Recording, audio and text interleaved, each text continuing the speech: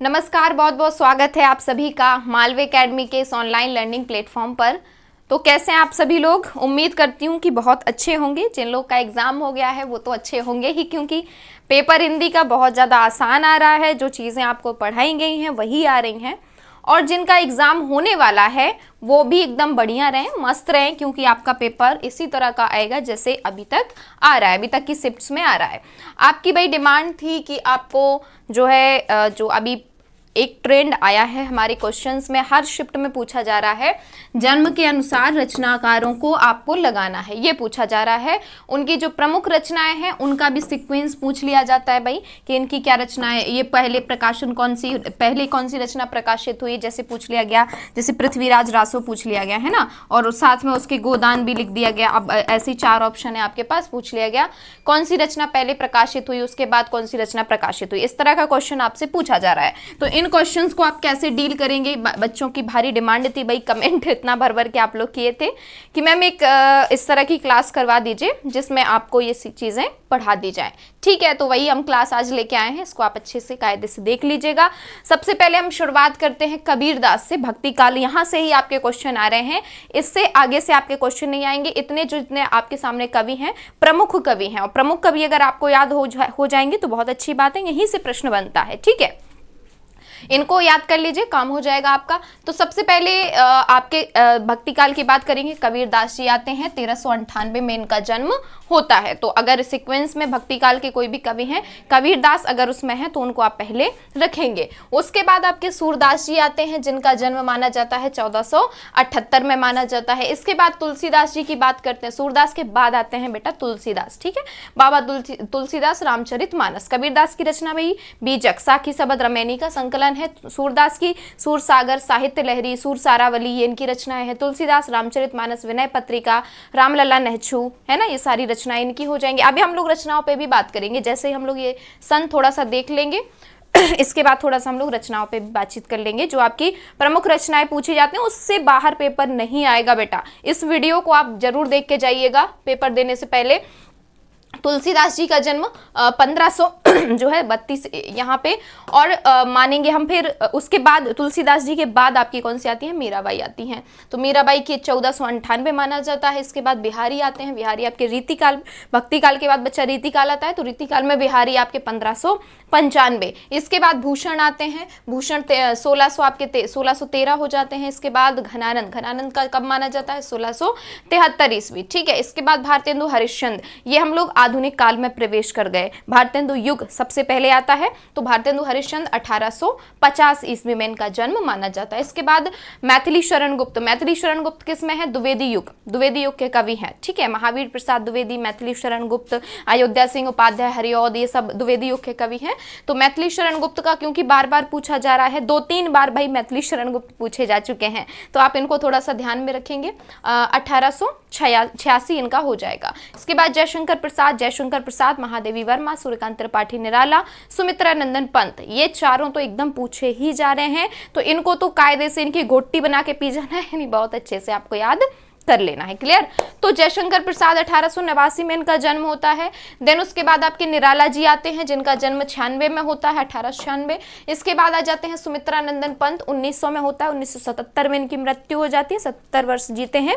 प्रकृति का सुकुमार कवि इनको कहा जाता है। देन महादेवी वर्मा आती हैं। महादेवी वर्मा आधुनिक युग की मीरा कहा जाता है। फर्रुखाबाद में जन्म हुआ था। कब हुआ था? 1907 ईस्वी को इनका जन्म हुआ था। ठीक है, इसके बाद आ जाते हैं आपके रामधारी सिंह दिनकर। ये छायावादोत्तर युग में, छायावाद के बाद जो काल आया था, समय आया था, उसमें है। ठीक है, दो राह समय के रथ का घर घर नाथ सुनो, सिंहासन खाली करो की जनता आती है, रश्मिरति रश्मिरति, कुरुक्षेत्र, है ना, ये हुंकार, ये सब इनकी रचनाएं हो जाएंगी। और 1908 में इनका जन्म माना जाता है। इसके बाद सच्चिदानंद हीरानंद बातस्यायन, अज्ञेय के नाम से जिनको आप जानते हैं, तो 1911। अब बच्चा 1911 में यहाँ पे 3 लोग हैं। कौन कौन से हैं? एक तो आपके अज्ञेय 1911, एक हो गए आपके नागार्जुन 1911, और एक हो गए आपके केदारनाथ अग्रवाल 1911। इन तीनों को आपको एक साथ याद कर लेना है। अज्ञेय, नागार्जुन, केदारनाथ अग्रवाल, 1911 में तीनों ही हुए थे। क्लियर है? इसके बाद गजानन माधव मुक्तिबोध, मुक्तिबोध की आप रचनाएं आपने पढ़ी होंगी, अंधेरे में आपने कविता पढ़ी होगी, है ना। तो 1917 में मुक्तिबोध का जन्म होता है। शिवमंगल सिंह सुमन का जन्म कब होता है? तो 1915 में होता है। हरिवंश राय बच्चन जी का जन्म कब होता है? मधुशाला, तो 1907 में इनका जन्म होता है। क्लियर। फिर इसके बाद हम आ जाते हैं दुष्यंत कुमार। तो दुष्यंत कुमार का जन्म 1933 में होता है। इसके बाद अशोक वाजपेयी पे आ जाएंगे, 1940 में होगा। और कुंवर नारायण, इनका हो जाएगा 1927 में। और इतने कवि आपके लिए पर्याप्त हैं। ठीक है, इतने आप याद कर लेंगे तो आपके लिए इससे बाहर प्रश्न नहीं बनेगा। क्लियर है। इसके बाद हम लोग देख लेते हैं प्रमुख रचनाएं, हम लोग बातचीत कर लेते हैं। तो सबसे पहले कबीरदास जी आ जाते हैं। कबीरदास जी की रचना हो जाती है बीजक, इसमें साखी शबद रमैनी का संकलन होता है। इसके बाद आपका दूसरा नाम आता है सूरदास। सूरदास की रचनाओं की हम बात करेंगे तो सूर सागर, सूर सारावली और साहित्य लहरी इनकी रचना हो जाएंगी। तुलसीदास की रचनाओं की बात करेंगे, रामचरितमानस, विनय पत्रिका, है ना, कवितावली, दोहावली, गीतावली, रामलला, नहछू, ये सब इनकी रचनाएं हो जाएंगी। बरवे रामायण, है ना। फिर इसके बाद मीराबाई आ जाती हैं। मीराबाई की रचनाएं देख लेंगे, नरसिंह जी का मायरा, राग सोठा के पद, राग गोविंद का टीका भी इन्होंने लिखी है, मीराबाई की पदावली, और ठीक है, ये आ जाएंगे। इसके बाद आपके रीतिकाल के कवि आ जाते हैं। रीतिकाल के कवियों में सबसे पहले आते हैं हमारे बिहारी। बिहारी ने देखिए बिहारी सतसई लिखी है। फिर उसके बाद भूषण आ जाते हैं। भूषण ने कौन सी लिखी है? शिवाबाबिनी, छत्रसाल दशक और शिवराज भूषण, 3 रचनाएं भूषण ने लिखी है। यहाँ से कवि बदल गए हैं। ठीक है, बिहारी ने केवल बिहारी सतसई लिखी है। सतसैया के दोहरे ज्यों नाविक के तीर, देखन में छोटे लगे घाव करें गंभीर। क्लियर। इसके बाद घनानंद जी आ जाते हैं। घनानंद क्या क्या लिखते हैं? तो सुजान हित लिखते हैं, ठीक है, विरह लीला लिखते हैं, रसकेली वल्ली लिखते हैं। और फिर इसके बाद हमारे आधुनिक युग के कवि आ जाते हैं। ये इनकी रचनाएं हो गई। इसके बाद आधुनिक युग के कवि आ जाते हैं। भारतेंदु हरिश्चंद्र सबसे पहले आते हैं। हरिश्चंद्र जो है, भारतेंदु युग की शुरुआत होती है आधुनिक काल में सबसे पहले। तो इनकी रचनाएं प्रेम तरंग हो गई, प्रेम मालिका हो गई, प्रेम सरोवर हो गई, भारत दुर्दशा नाटक, अंधेर नगरी नाटक, निबंध इनके बहुत सारे हैं। भारत वर्ष उन्नति कैसे होगी, ये सारे इनके निबंध हैं। क्लियर। फिर इसके बाद मैथिली शरण गुप्त आते हैं, जिनका टाइम पीरियड क्या है? द्विवेदी युग का है। ठीक है, इनकी रचनाएं साकेत हो गई, यशोधरा हो गई, भारत भारती हो गई, जयद्रथ वध हो गई, इनकी रचना हो जाएंगी प्रमुख। जयशंकर प्रसाद आ जाते हैं, क्योंकि हम लोग अब बढ़ गए हैं कहाँ पे? छायावादी युग की तरफ। ठीक है, तो जयशंकर प्रसाद की कामायनी, आंसू, लहर, झरना, चंद्रगुप्त, स्कंदगुप्त, स्वामिनी, रश्मि रथी, ये सारी इनकी रचनाएं हो जाएंगी। ठीक है। और फिर प्रसाद के बाद आ जाएंगे आपके सूर्यकांत त्रिपाठी निराला। इनकी रचनाएं देख लीजिए, परिमल, गीतिका, अनामिका, तुलसीदास, कुकुरमुत्ता, राम की शक्ति पूजा। आपसे पूछा गया था, यहाँ से प्रश्न आया था, राम की शक्ति पूजा पूछा गया था किसका है? ठीक है, तो राम की शक्ति पूजा भी किसका है? निराला जी की रचना है। ठीक। और कब लिखी गई थी बेटा? 1936 में लिखी गई थी, 1936 ईस्वी में। 1936 ईस्वी में मैंने आपको और रचनाएं बताई थी। गोदान भी प्रेमचंद के द्वारा 1936 में लिखी गई थी। ठीक है, वो भी मैंने बताई थी। कामायनी भी जयशंकर प्रसाद के द्वारा कब लिखी गई थी? 1936 में। बताया था मैंने, 3 रचनाएं आपके 1936 में लिखी गई थी, और तीनों प्रमुख रचनाएं। फिर इसके बाद सुमित्रा नंदन पंत जी आ जाते हैं। इनकी रचनाएं चिदम्बरा हो गई, पल्लव हो गई, गुंजन, ग्राम्या, युगांत, ये सब इनकी रचनाएं हो जाएंगी। नेक्स्ट है हमारी महादेवी वर्मा जी। तो इनकी रचनाएं यामा के लिए इनको ज्ञानपीठ पुरस्कार मिला था। नीरजा, निहार, रश्मि, सांदगी, दीपशिखा, ठीक है, ये सब इनकी रचनाएं हो जाएंगी। दीपशिखा, अतीत के चलचित्र, पथ के साथी, श्रृंखला की कड़ियां, ये सब इनकी रचनाएं हो जाएंगी।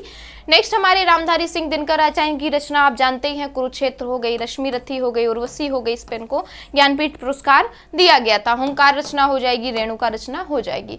सच्चिदानंद हीरानंद बातस्यायन अज्ञे जी की रचनाएं देखिए, कितनी नाव में कितनी बार, हरी घास पर क्षण भर, आंगन के पार द्वार, शेखर एक जीवनी उपन्यास है, बहुत फेमस उपन्यास है। ठीक है, 2 भागों में ये लिखा गया है। तो ये रचनाएं हो जाएंगी अज्ञे की। अज्ञे के बाद हमारे आ जाते हैं मुक्तिबोध जी। मुक्तिबोध के कविता संग्रह हैं आपकी भूरी भूरी खाक धूल और चांद का मुंह टेढ़ा है। ब्रह्म राक्षस कविता कभी आ जाए तो वो भी आपको बता देना है। ब्रह्म राक्षस कविता किसकी है भाई? मुक्तिबोध की। और अंधेरे में कविता कभी पूछ ली जाए किसकी है? मुक्तिबोध की। या भूल गलती कविता कभी पूछ ली जाए, भूल गलती, ठीक है, तो किसकी है भाई? मुक्तिबोध की। इसके बाद नागार्जुन आ जाते हैं। नागार्जुन की आप देख सकते हैं युगधारा इनकी कविता हो गई। सतरंगे पंखों वाली, प्यासी पथराई आंखें, बादल को घिरते देखा है। ठीक है, बहुत अच्छा वर्णन इन्होंने इसमें किया है। इसके बाद आपके आ जाते हैं शिवमंगल सिंह सुमन, हिलोल इनकी रचना हो जाएगी। जीवन के गान, प्रलय सृजन इनकी रचना हो जाएगी। क्लियर। फिर केदारनाथ अग्रवाल आ जाते हैं। तो फूल नहीं रंग बोलते हैं, युग की गंगा, नींद के बादल और हवा भी हवा भी इन्हीं की रचना है। हवा हूँ, हवा में बसंती हवा हूँ, ठीक है। इसके बाद आ जाते हैं आपके हरिवंश राय बच्चन, तो मधुशाला इनकी रचना हो जाएगी। मधुबाला इनकी रचना हो जाएगी। मधु कलश इनकी रचना हो जाएगी। निशार निमंत्रण इनकी रचना हो जाएगी। और इनको क्या कहा जाता है? हालावाद का कवि कहा जाता है, हालावाद का प्रवर्तक कवि कहा जाता है, ठीक है। इसके बाद दुष्यंत कुमार आ जाते हैं। साये में धूप इनकी गजलों का संग्रह है भाई, है ना। हम लोग इनकी जो गजलें पढ़ते हैं कि इनकी बहुत अच्छी अच्छी गजलें हैं जो है दुष्यंत कुमार की, है ना। सिर्फ हंगामा खड़ा करना मेरा मकसद नहीं, मेरी कोशिश है कि ये सूरत बदलनी चाहिए, सब दुष्यंत कुमार का ही तो है। इसके बाद सूर्य का स्वागत, तो बहुत अच्छी अच्छी गजलें और कविताएं इन्होंने लिखी हैं। अशोक वाजपेयी आ जाते हैं। शहर अभी संभावना है कहीं नहीं कहीं, ठीक है, ये कहीं नहीं वहीं इनकी रचना, तत्पुरुष इनकी रचना हो जाएगी। कुंवर नारायण, चक्रव्यूह, आत्मजयी और इन दोनों इनकी रचना हो जाएगी। इतनी आपके लिए पर्याप्त है। इनके अलावा अगर आप चाहें तो प्रेमचंद की रचनाएं बिल्कुल याद करिए, क्योंकि प्रेमचंद की भी रचनाएं पूछ ली जाती हैं। तो इनमें आप जैसे आप याद रखते हैं, जैसे पूस की रात हो गई, पूस की रात, ईदगाह हो गई आपकी, ईदगाह, कफन हो गई, कफन, बड़े घर की बेटी, बड़े घर की बेटी, ठीक है। अगर हम उपन्यास की बात करें तो कौन सी हो जाएंगी? ये कहानियां हैं बच्चा, ठीक है। तो सेवा सदन, गबन, गोदान, ठीक है, ये इनकी रचना हो जाएंगी। कर्मभूमि, रंगभूमि, ये भी है, काफी सारे उपन्यास हैं इनके।